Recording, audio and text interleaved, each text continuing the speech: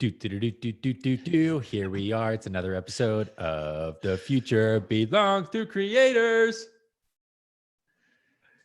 Here's the thing. I got to do something different to kick things off now because the audio feed is actually coming. It's coming on Monday. I'm promising it to you. It's coming on Monday. The first 10 episodes are going to drop at the same time. And then we'll be exactly a week behind. So live will be exactly a week ahead of the audio feed. That's right. Everywhere. So anyways, you get the preview here live. And that includes ridiculous intros like that because there's going to be a real intro. Right. On the actual thing, we get Sane Barrett, where on the live version, we just get, whatever luck of the draw Barrett we happen to get. That's right. It depends on the day. You never know. Let's start off with, how are you doing? Let's see. Okay. I woke up super early this morning. Yes, you did. I think I started work at 5 this morning, 5:15. I have this weird thing where I go to sleep. No, I wake up no more than 8 hours after I go to sleep, no matter what time I go to sleep. I went to bed early last night, 7 hours, 45 minutes later, boom, let's go. It wasn't that excited, but anyway, so I woke up early, got plenty of work done. Kind of bummed about what's going on in the world. No surprise there. Otherwise, life is good. I have this goal of getting at least 2 hours of focused work done every day, tracked with my little Forest app. I've already hit that for the day. I hit that by 8 a.m. So today's already a success. So anyway, yellow overall, green because of work, red because of the state of the world, and averages to yellow. And you've officially won your productivity for the day. After this, you can just turn it all off. It's like, I won. That's right. What about you? How are you doing today? Oh, well, I got to say hi to Teddy and Stacy who are in the chat. I love seeing just real humans. It's so nice. It's like the best approximation for real contact right now is this. Yes. Oh Lord, I'm green today, and the reason, as you all know, on my sleep escapades lately with my child, he slept for like 6 hours straight last night, and I woke up this morning feeling like $1,000,000. That wasn't even a full night's sleep, but it was consecutive hours of sleep. And I was like, oh, okay, all right, we can do this today. Let's go. So yeah, I think I'm green. I'm definitely affected like anyone by everything going on, but we had a good team call this morning with our team. Every Thursday, we kick off the West Coast work day, at least, with a team call. Obviously, our European teammates, it's more of like a happy hour kind of thing. Last night, had a great family dinner with my in-laws, my wife, and our son. My mother-in-law made Thai-style roasted chicken. It was almost like chicken and rice. It was so good. And then I stayed up a little bit late, not too late, but reading academic research paper by Adam Grant called "When Callings Are Calling," about people who view their work as a calling and what they do when their work is not directly overlapping with what they view as a calling. So it was really fascinating. I'm going to write a little article about that on my site tonight. So anyways, there's the long update. Nice.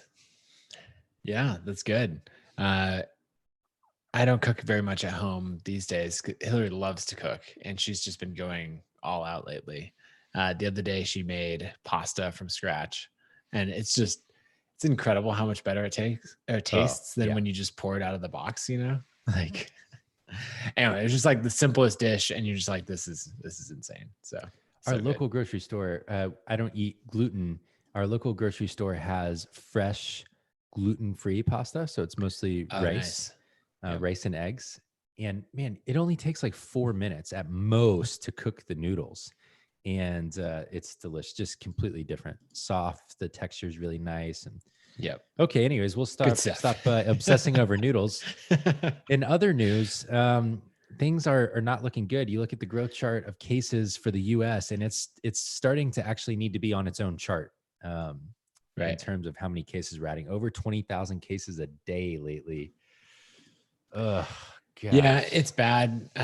We're now officially double Italy as far as total cases, and 2,000 cases away from 1 million worldwide. I will say, current events, something that I just watched, we'll drop a link to it. was, I believe it was CBS did a 30-minute segment with Bill Gates. And in the world of people reporting just on bad news or I told you so, or whoever's responding terribly, like all the things going on, it was just a really refreshing conversation. The conversation wasn't refreshing. It was depressing overall because he's like, we're in this for the long haul. But he didn't engage in anything political, any direction. He wouldn't actually even say anything negative about anybody, really. And it was just all about, this is the work we need to do to get through this. So that's on YouTube. I'll drop a link to it, but I'd highly recommend checking it out because it was just one of those like, wow, this is the most, well, not only has he been saying since 2015, like we have to prepare for this and outlining it and donating money to it and everything else. But then he's like, okay, we didn't prepare. Here's where we're at. Here's what we do next. And if I could elect him to some office, he doesn't want that by any means, but I totally would. He's definitely got a plan. He wrote a great article in a research journal as well about the same thing. Just like, okay, so here's where we are. There's nothing we can do about where we've been. So let's just talk about where we're going. Right. Good to have steady voices in times like these. So, okay, well, that's that. That's the current events. Stay inside is exactly right. Emily says in the chat. I'm just going to keep hammering on it. Can't say it enough. Go get groceries once a week. That's it. Let's turn to our topic for the day. So you took a little break right before this, rightfully so, because you were up at a ridiculous hour working. And I put together an outline that I forced you into, which is focused on promoting your work. I default to content sometimes, but I realize sometimes it's not necessarily just content. If you're a maker, it might be whatever products you're making. If you're an artist, it might be your art or your music. So there's a lot of different ways or a lot of different types of work, but they all deserve promotion. And one thing that's true, or at least that's true about me as a creator, as a writer, is that I enjoy the process of creating much more than I enjoy the process of promoting. But much like you've talked about before, promoting is a skill, just like making money is a skill, just like creating content or work is a skill. And I think the more we can normalize the fact that it is a skill you can learn, it is something that's just as important as creating, especially if you're going to earn a living or earn any kind of income from your original work, then the more we can wrap our heads around the fact that our work is not done until we've promoted it. And that's what today's episode is about, is how can you promote your work well and maybe even develop it into a system so it doesn't feel quite so overwhelming or threatening. I like it. So I want to jump in at the top with kind of a mindset piece here. And Nathan, I want to especially get your perspective on the mindset, because I feel like you've always, you've had more intention around promoting than I have in the past. And I think you've been better at it in many cases. So I've got some thoughts that I can share from my perspective that I don't like promoting my work, but I wondered if you could kick us off with, how do you think about promotion of your work in relation to the creating process, and like, where does that live in your mind? Yeah, I think the first thing, I think of promotion maybe inherently as like a negative thing. Like if I were to say like, oh, Barrett, you're such a self-promoter, like that's not a compliment. And so if I were to say the same thing to myself, I could do this, but then I'd just be a self-promoter. That's probably where I started thinking about promotion and how I felt about it, of like, oh, if I make something good enough, it should get traction and go viral. And let the work speak for itself. Like that kind of attitude. Yes, that is the romantic view that everyone wants to have. It's like, this work is so good, I don't even have to do anything to promote it. Right. And not only that, but the people who do promote their work, like, they're distracting from something else that's more meaningful. And that's just not true. And you have to move past that. And so I definitely moved past that over time and got to the point where promotion is something that I don't enjoy as much as the creation.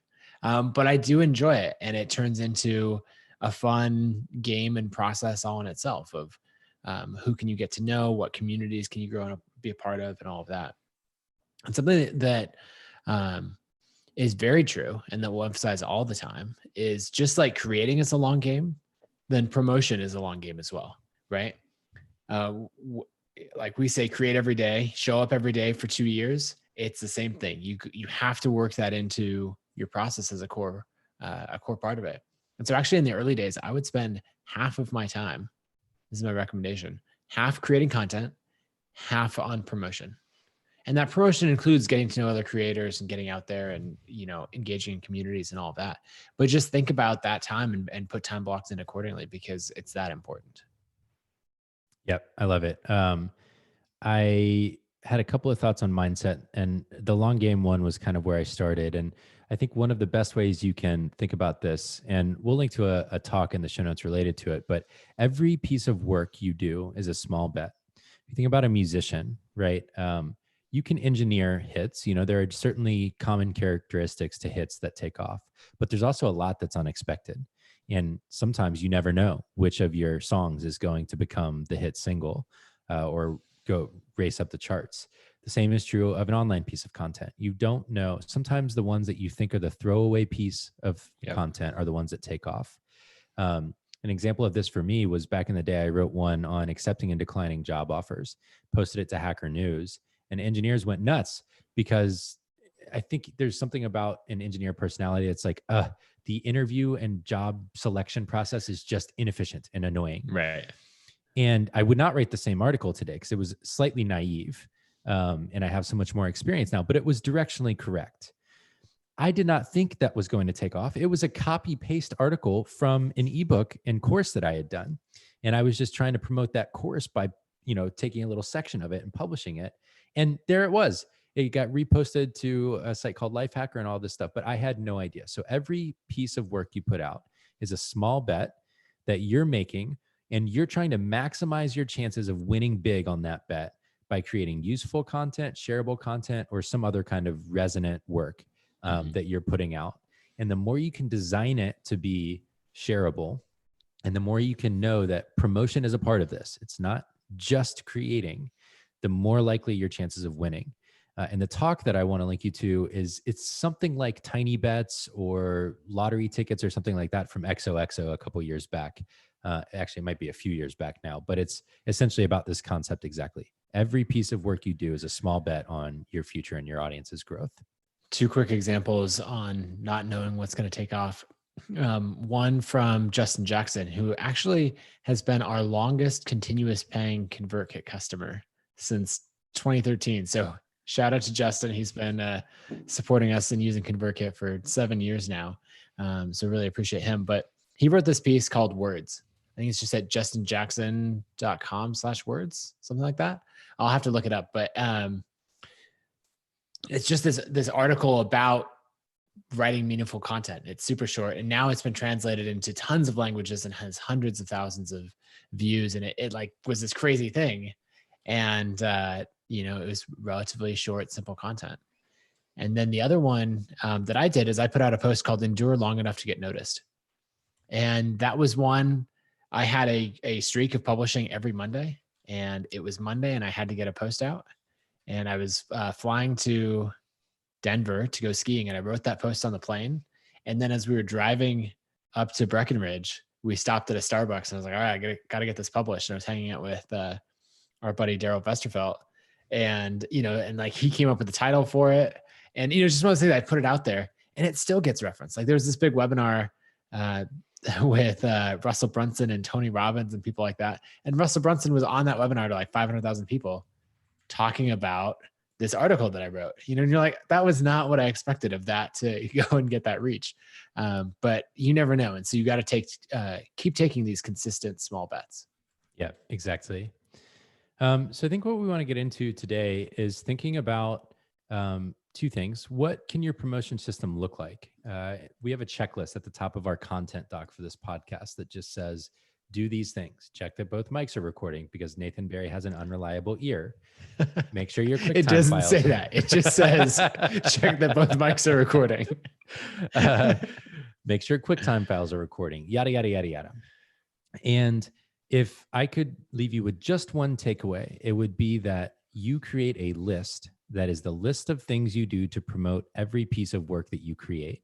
Because then all it is I'm following my process. I'm not self-promoting. I'm not working against my values. I'm following my process that is part of me creating my best work. So that's my core thought that I want you to take away from today. But before we get into this, we're going to go through channels that we think can work for promoting your work. I want to touch briefly back on a thing that we've talked a little bit about before, which is how to alter your promotion in the current environment, if at all. So Nathan, I don't know if you want to offer some thoughts here just on how to frame your content so that people don't feel like you're insensitive or not paying attention. Well, this article that just came out from, I think yesterday, maybe, from Fishkin, and it's just titled "Read the Room." And I really like that. He has his own take on it. Read it, form your own argument. But the gist is basically, as a marketer today, or as someone doing promotion, like, read the room that you're coming into. Some joke might have been totally fine before, and now is just, it's too soon, or the wrong timing for it, or whatever else. And so I guess know two things. One, read the room. And then two, don't be overly sensitive. There's a lot of people out there who, so long as you have that awareness that this is the environment that you're putting content out into, there's really a lot of people who are desperate for content that's not about all the difficult things going on in the world. And so we said this before, but kind of that shout out to the creators who are consistent with their work and saying like, great, the world's falling apart and I'm showing up with my usual content, every day or every week accordingly. And I'm giving people that outlet from the current news cycle. Yeah. Yeah. And I think my wife shared with me an email from the founder of this fashion company called Nisolo, which is a company that really focuses on sustainable fashion creation. In it, he basically says something along the lines of, look, stuff's hard. The fashion industry is getting crushed right now. We're part of that. We've taken a huge hit in revenue. We're not backed by massive investors. We're going to get back to business as usual in terms of promoting. And that's not because we think everyone needs to buy something right now, but some people will want to. And if we want to be able to offer jobs to people in the future, we've got to be able to sell what we make. And so here's ways you can buy, here's ways you can support us, here's ways you can actually make money from us by, returning used shoes and other things like that. But I want you to know we're all in this together. And this has nothing to do with the fact that we think everyone needs to buy something. In fact, we don't. We're not buying anything right now, but this is our business. And I loved that because it frames everything that comes next.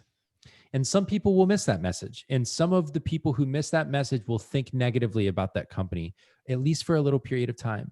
But those aren't your people. That's the other thing you got to realize is you can only do your best. And you're in it for your audience and the people that resonate with what you make or whose your work resonates with. And so you can only do your best to communicate. My intentions are here. Here's where my heart comes from. I'm trying to entertain you or share with you or make art for you in a time when we all need distraction. So if you couch it in that, I think you're going to be okay. Let's get into some channels though. Unsurprisingly, I started with email. Email, I think, is the heart of everything. It's kind of like the hub of all of your other channels because all of the other channels can bring people back and centralize them on your email list. But the first thing I always like to do when I write a piece of content is I then write the email. And I don't do any design in my emails. I just write words just like it's me to a friend. I find that to be more effective. Some people like to have really nice designs and colors and everything. What I do in my email is I've tested two things. Sometimes I've included the full text of the article. My Alexa wants to join the conversation. But sometimes I've included the full text. That can work. That optimizes for just subscriber experience. You don't make them go anywhere. They can just read it right there in their inbox. The other way I've done it is I tell them why I wrote the article or the emotion behind the article or just a little bit of the like behind the scenes. Here's where this came from and why I think you'll like it. Maybe 2-3 sentences. I find that works best for click-through for me. Full content works good for engagement. And so it's just a question of what are you optimizing for there? But always I email my list when I write a piece of content. Yeah. And I switch back and forth between including the full content in the email and linking to a post. And generally, if it's fewer than 500 words, I'll include the full content. And if it's more than that, it's not a hard rule, but if it's more than that, then I'll link off to it. Sometimes like the little Seth Godin style, 3 to 5 sentence blog posts, I'll always put those just in an email and they really resonate with people. One thing that I will do though is whenever I put it all in the email, I will add a little note that says, if you want to read this on the web or share it, click here. And that goes not to the archive page for the email, but actually specifically to the public broadcast, because people would always email and be like, okay, great, but how do I tweet this? And you want to make that as easy as possible. I like that. I like that rule of thumb for, if it's short enough that it's a normal email length, include it. Cause I don't include my long form stuff. It's usually a daily little quip that's in the email. And then adding that link so that people know where to get it and know how to share it. Cause obviously part of the goal here is for you to promote your stuff, which means your audience are your biggest fans and they're the people most likely to share it on your behalf. So the second thing is also email, but it's not your list. It's not en masse. This one is the hardest for me. It's always the hardest for me because it feels like it's the riskiest. But I actually think that if you come from the right place and you do it authentically, it can be really effective. And that's to send individual emails to people you in your network who that you think would personally like the content and benefit from it. And sometimes you think their audience would. Here's my approach. I send it to them and I say, hey, I wrote this thing. For me, I'm just going to speak in terms of writing because I write. That's what my work is. I wrote this thing. It's a question or a topic that we've talked about before. I thought you'd enjoy it. I'd love your feedback if you have any. That's it. Mm-hmm. Because the thing is, if someone reads your stuff and they like it and they're active somewhere where they have an audience, they're going to share it if they want to share it. You don't even have to say anything. And the difference between an email of, I made this, I hope you like it, and I made this, I hope you like it, and if you like it, will you share it, is a pretty big difference, I think, in how it feels. I think it is. And that will you share it is somewhat inherent in the ask. And so you don't need to say it. Right. We understand that, people have followings online and everything else. So with that, just saying, you could even go further. I made this thing that I'm proud of. I think you might like it too. I like that. And that's the thing. Okay. So here's an example. The post that I wrote for the team that I published on my blog last week about how we prepared for this moment and all of that. That was just going to be it's just written for our own internal Basecamp. It was not a public thing, but I knew that my friend Bryan Harris would really like it because he's been saying similar things to his team. And so I took screenshots of it, texted it to him and said, I wrote this, I think you'll like it. And he wrote back and he highlighted sections and was like, this is my love language. He absolutely loved it. And he's like, you should turn this into a blog post and share it, and so it's basically him saying, if you were to put this publicly, I would gladly share it. But it was just that thing of I knew I liked the thing that I made. I knew he would like it too. And I was just going out there and doing that and sharing it that way. But I would take it a step further. And instead of who immediately comes to mind, I would force yourself to sit there and try to list out as many people as possible who fit that category. My goal would be to get to 25. Just put them in a spreadsheet of 25 people who I think would enjoy or resonate with this thing that I made. And the first time you make that spreadsheet, it's going to be the hardest, or write it down in your journal or whatever. The second time, it's going to be easier, right? Because maybe 15 people from the first one will resonate with the second one. And just having that kind of approach, I think, can be really helpful. And it's going to force you to spend more than okay, Barrett would like it. And Matt, and okay, yeah, it's going to force you to go beyond, 2 or 3 people and actually get at least to 10 or 15. Yeah. I like the idea of making the list. If that feels daunting to you, if I were going to make my checklist, it'd be email my email list first. And then second, it would be email at least 3 people personally who would like this piece of content, because that is approachable. And I think if you see what works and you learn a little bit with that smaller risk, I think it'll be much more comfortable to get to that bigger, to sending the number of emails of the people on your list, not just writing them down. Agreed. Okay, let's get into social. I've got a couple of examples of things that either I've done that I've seen work or that friends are doing that we've seen work. And I just want to touch on a couple platforms for kind of how we might use them to promote. So the first place I wanted to start is Instagram. I think Instagram continues to be one of the social platforms with the fastest audience growth potential, but you've got to find unique ways to use it because it's a different platform than everything else. One of the ways I've really loved, I mentioned Baron Quadro yesterday, and he's doing kind of outfit of the day stuff where you can dress him in his stories. And that's really effective. Sometimes he's linking to articles that highlight the brands or the outfit that he's sharing. I think that's really smart because you've already seen it, you get it, and now you might want to know more. And if you do, it's a very natural reason to want to go click on the thing and read more about it, or maybe to click on one of his links and buy one of the products, which leads to revenue for him. The second thing I've seen lately that this is really, really interesting, and he's always been kind of a pioneer in finding ways to distribute his content. James Clear, author of Atomic Habits, one of our friends, member of our mastermind group that we've talked about, you're going to hear a lot of the same names because part of our core crew is just our best friends, basically. Yeah. James has always republished his work, and we can get more into republishing in a bit, but he's changed tactics based on the hot platform of the moment. So he used to republish on places like Medium or Inc. or other places like that. Now what he's doing is he primarily writes a newsletter. He doesn't write a lot of articles right now, but occasionally he'll get an article out too. His newsletter, he's sharing the core of it in his stories through screenshots, the whole thing. And then at the end, you can go find it on his site. And when he writes an article, he's also doing that. And for some reason, I found that I read it more often that way than I do click through to his site because it's right there. I don't have to do anything, and I know James, I know where his work is. I appreciate it. I'm always going to buy anything that he puts out, but I don't want my email. I don't get any newsletters, which is weird for the company that we run. But the problem is that I could get infinite newsletters if I wanted to. And so I just don't get any, and I go find the stuff that I need when I need it. But James puts it in front of me in a place where I'm already hanging out. So I think that's really smart. So republishing your content on a place like Instagram stories can work really well. Yeah. Two other people that I think do Instagram stories really well in a somewhat non-traditional way are Ramit Sethi from I Will Teach You to Be Rich. And then Bryan Holaday. They both put a lot of effort into Instagram stories, kind of a blend of their life and also really actionable content. So I'm a big fan of that. I'm going to call ourselves out. And this is the thing you can hold us accountable to. Our natural networks are going to be men. And that's a well-studied phenomenon. And so if you notice us, like we just did a thing. We shared 4 examples. They were all men, and they're all people we know personally.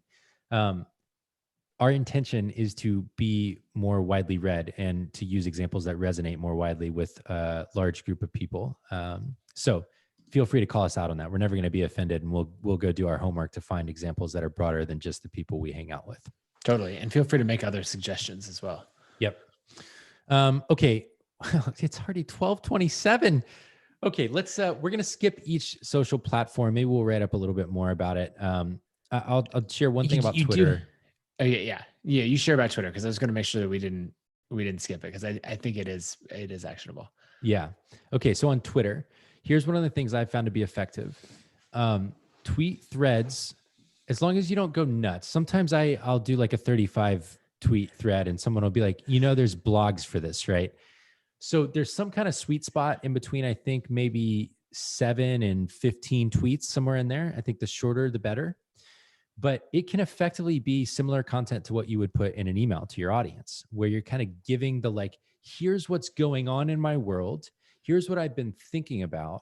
Here's a thing that I made that I think will make you think about it differently too. And here's why you should go read it right now.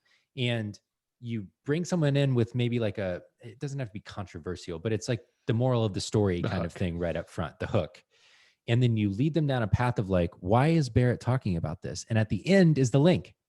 And it's the same kind of thing as Barron with his outfits on Instagram or anywhere else, where it's oh, that's interesting. I think I want to read more about that. And some people will, and most people won't. But you give people a reason, and a Twitter thread, I think sometimes can get more traction than just a tweet. Hey, I wrote this thing, read it. Right. Yeah. And so I would think of it in the same way as the Instagram stories of taking the highlights of the article and putting it in a format that's right in front of them. And so then you can start to read it and go, oh, this is really interesting. The number of times that I've gotten really engaged in somebody's Twitter thread, the ones that I tend to follow are they're breaking down the financials of a company or something like that. And I'm so engaged, and I look and there's 2,000 retweets on this. And, I realize oh, most everyone else would have just linked to a blog post, and I would have never gotten sucked into it unless they had the perfect heading. So I think with Instagram and Twitter, we know that the content is condensed down to its like highest value form. And then when we're hooked, we're like, oh, great. Let me go find more details because this was really interesting. Yeah, that's exactly it. So here's what I want to summarize on social. Use the platform where the people who want your stuff are likely to be. You know, for us, I think on Twitter, there's a lot of businessy people, there's a lot of tech people, there's a lot of software people. So the circles we run with are the people who are on Twitter. Obviously, there's a wide swath of people on Twitter, but that tends to be a lot of the creators that that are listening to us and we're listening to.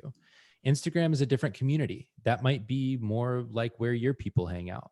And same thing with Pinterest or Facebook or LinkedIn. There's different purposes for each platform, but principles that are good there are sharing the essence of what you do, sharing the hook of why someone would be interested in that piece of work that you've made, and then giving them just enough where they can decide whether they want more, and then making them go get it on your site from the social platform. Because one thing that's true is it's good to have a large social following. It's way better to have email subscribers from that following because you can get back in touch more easily.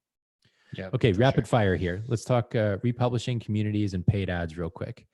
So republishing, basically the idea that people had for a long time was basically saying I only care as long as I get the traffic, right? Traffic only matters if it's to my site. I want to show up in my Google Analytics. And really what I'd encourage you to think about is the important thing is to get the content and the idea and whatever you're creating in front of the right people. And don't worry as much about if you get the traffic for it.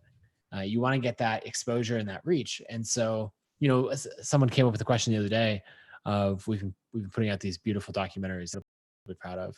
And the question was like, should we let people republish part of that or all of that on their Instagram or on their YouTube?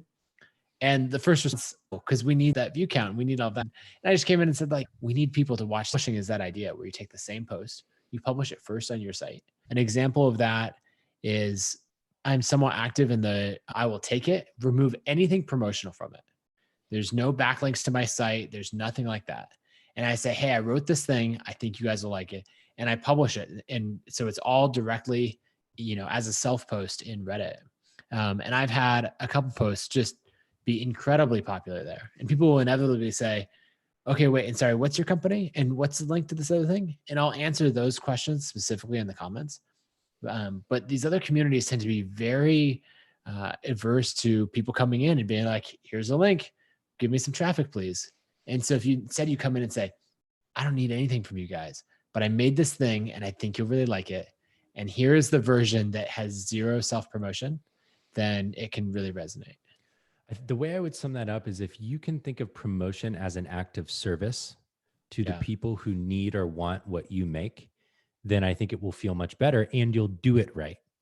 Because what you're doing in that situation is in Reddit, people want the content right there. They don't want people coming in and spamming and getting off topic and them getting distracted. That's the community. That's where they want to be.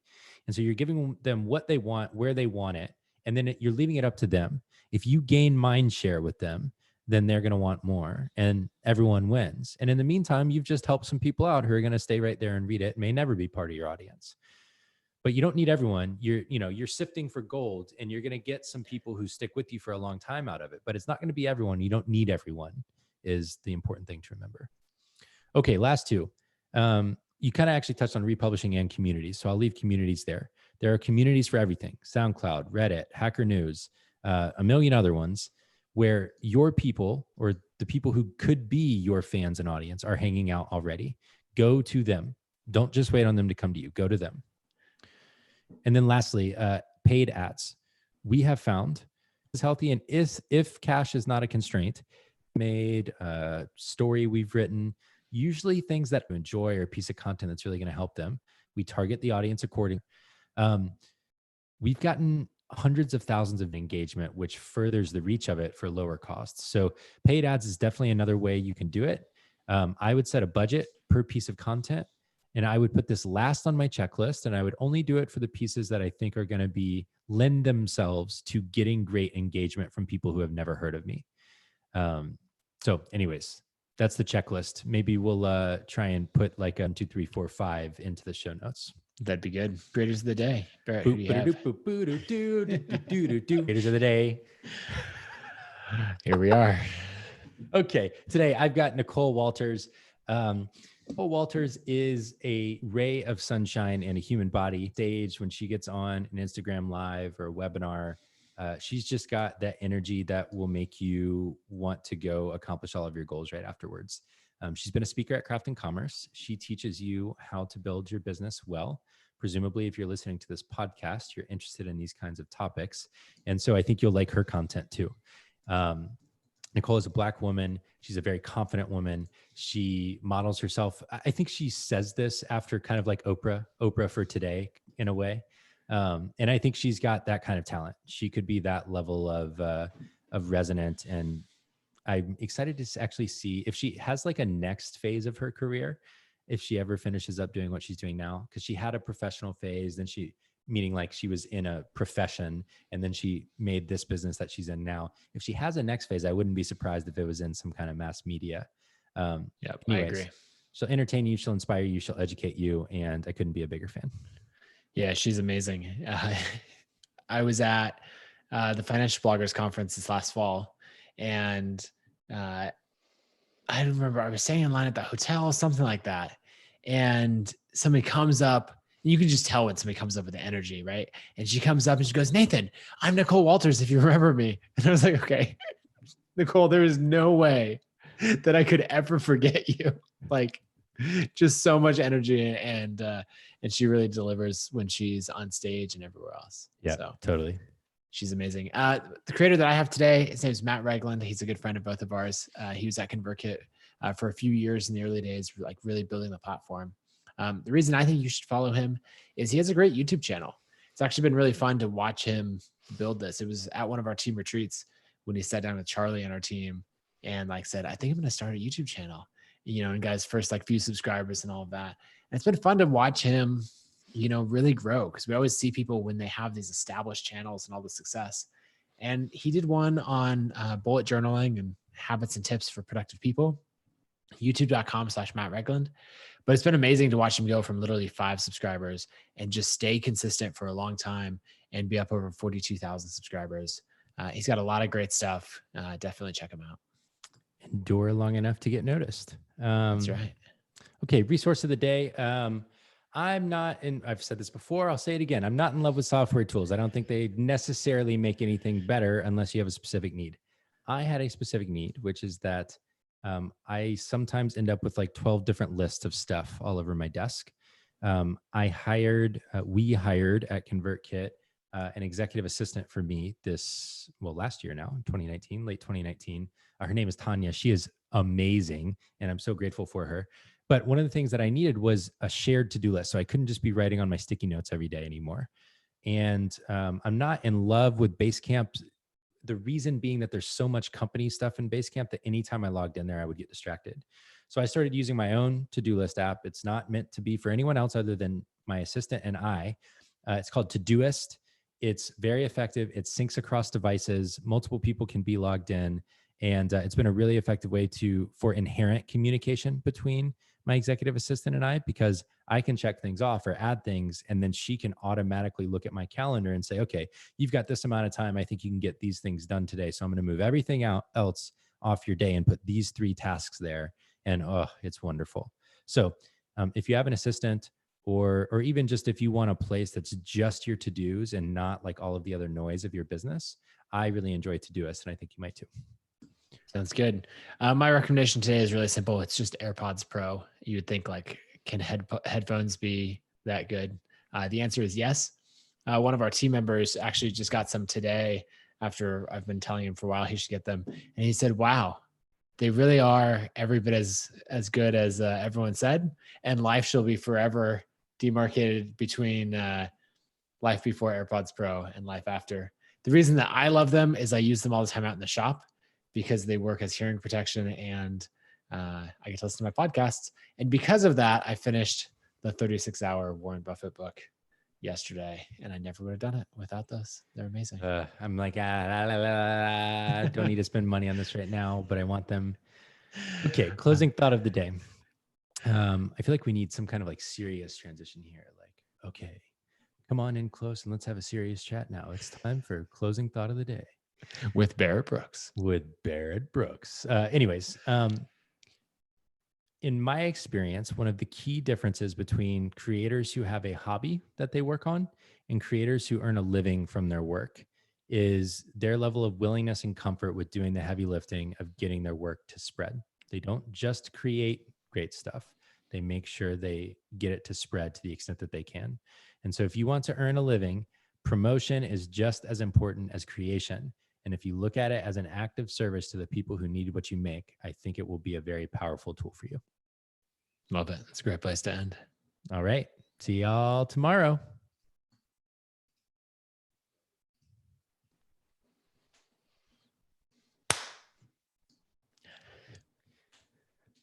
We did it. Hey, Adam, we're done. I love that there's a little message to Adam. Do you think that any of his other clients give him this level of gift? I don't know, but it's got to be wonderful. I think so. I think wonderful is the best way to think about it. Oh, man. All right. I'm talking too much in these things. I got to get better at timing. Oh, yeah, you're good. Oh, that's a good episode. Yeah. I did not make the... No, we can't possibly still be streaming. You turned it off on YouTube, right? It says stream finished. On YouTube? I don't know. I don't know what you're doing. Oh, Emily says she can hear us. Okay, well, you have to go on. Oh, Barrett, come on. You got to go on YouTube. This is the blooper reel. Yeah, exactly. Well, I turned off my recording with a good mic. You got to go on YouTube on the control page and turn it off. Did you do that?